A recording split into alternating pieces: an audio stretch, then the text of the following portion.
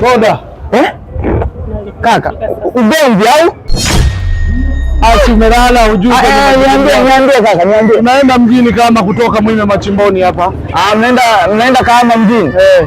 Hapo niandalie tu blaza shilingi 15,000 blaza. Kwa unabeba maiti au unabeba nini? Sasa mbona naenda kutoa maelezo? Mafuta yamepanda bei. Ndofu 15. Sasa nataka nikuwafanyie shilingi moja au wawili? Kwa punguzo 10,000. Twende.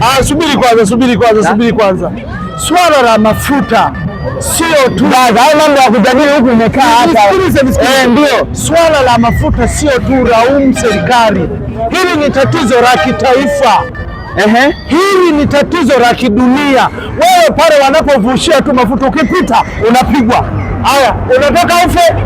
Jaza hayo ni maelezo marefu. Leta na chuma twende, leta hela. Sio hiyo bei.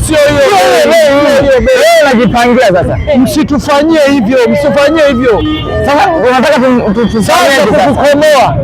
Tunaenda kwenye mamlaka, mke wangu twende. Unasikia? Njoo hapa tuzungumze blaza, tunaweza tukapunguza bei. Njoo. Shida 10,000.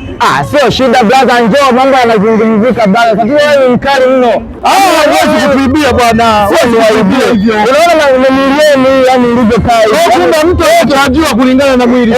Blaza, si unajua yeye mkipanda hapo mafuta yana nini kidogo. Si unajua?